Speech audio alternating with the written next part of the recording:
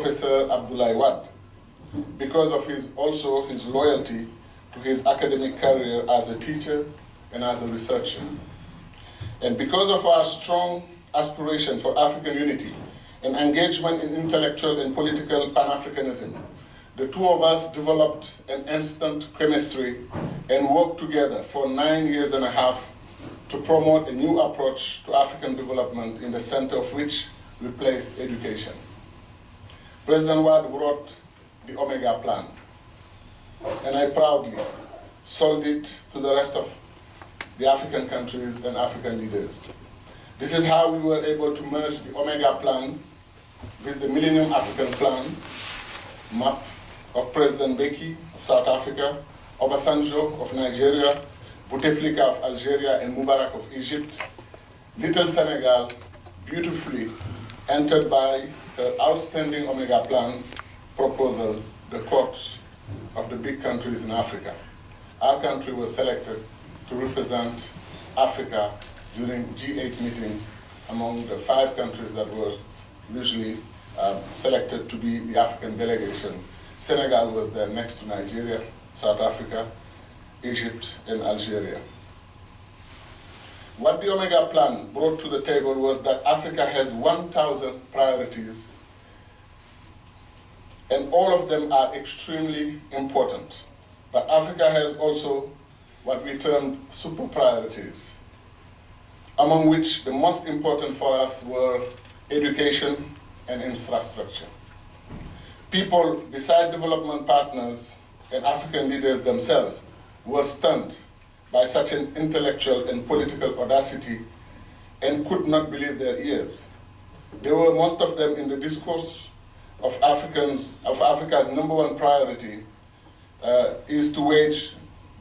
There were most of them in the belief that Africa's #1 priority is to wage a war against HIV, nothing else, because Africa may be wiped out of the world map soon if we don't do so.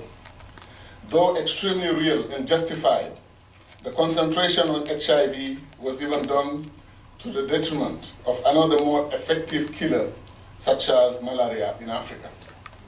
Yes to the war against HIV, but while doing it and funding it properly, Africa needed also to enter the 3rd millennium prepared for her renaissance, because we were then and still are convinced that ultimately the 21st century will be the African century. Though we welcomed Kofi Annan and the United Nations' great initiative for the MDGs, Millennium Development Goals, we remained convinced that Africa has to enter an era of mass building of infrastructure and institutions of higher education.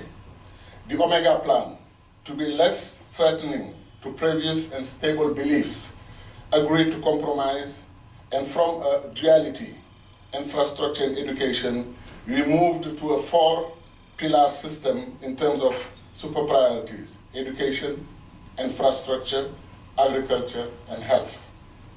After we agreed to this, the Omega Plan seemed more digest to other, more acceptable to other African nations, and the advocates of Millennium African Plan also agreed to sum up their numerous areas of priority by adding 4 more to the Omega 4 priorities.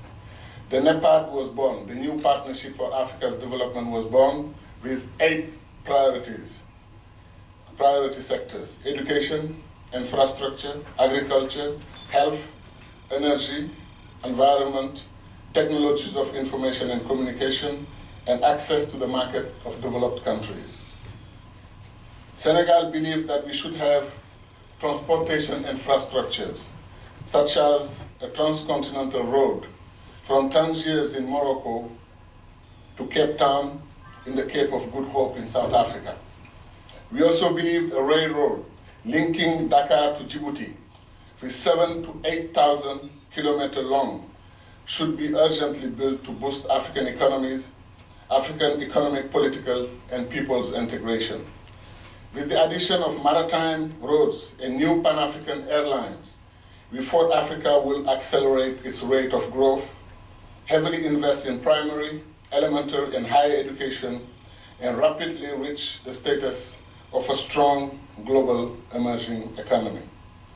We propose to pull our resources and to build one Pan-African modern university fully equipped for teaching and research in each African countries to accelerate African integration.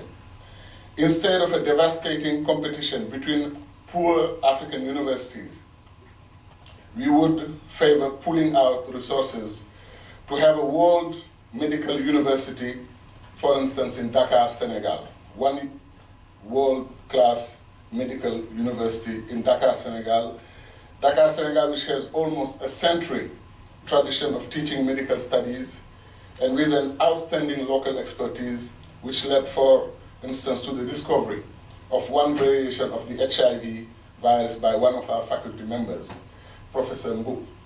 Many people just don't know that one variation of HIV, I don't remember the number, HIV 2 or 3, was discovered by a Senegalese medical researcher, Professor Mbu, co-discovered actually because he was working with one of his friends, a French guy, I believe.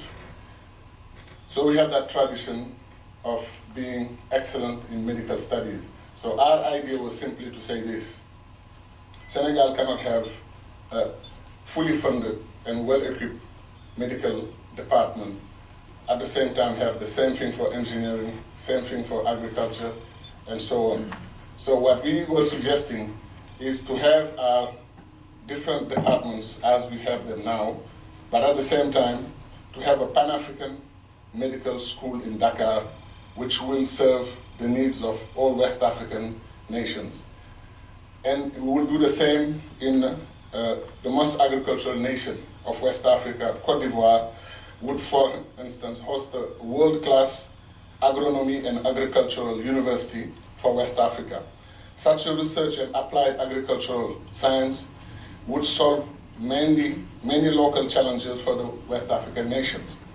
Guinea-Conakry or the Democratic Republic of Congo, because of their immense water resources, could host our engineering university specialized in dam construction and hydroelectric energy and so on.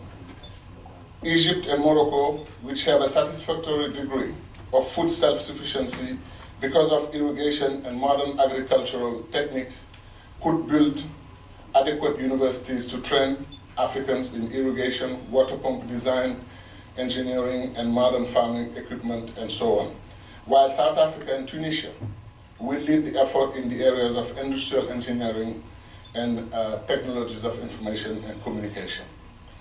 The model was to pool our resources because we know they are scarce, and it does not make sense to have a university in all the areas of specialization that I mentioned in each African country. There will certainly be those universities, if it's the case, they would be underfunded, poorly equipped, and barely attended, when we know that the African middle class, which can afford Western education, college tuitions for their children, crave for the best institutions in the world, and are ready to send their children anywhere they can afford to provide them the best of training, and also to take what I call a revenge in this history.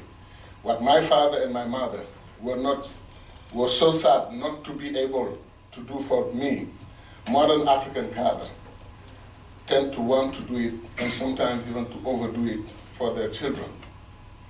Something to be made clear: our model was not advocating for any African country, national government, to give up their responsibilities for education, or for educating their people. In the African Union, when we had the debate of having a continental government and having a continental approach to education, to higher education, some African head of state took the floor to say, I'm not going to give up my education policy and send it to Addis Ababa to be treated there. I need to take care of education in my own country. So the misunderstanding was that no one asked them to do so, to give up education in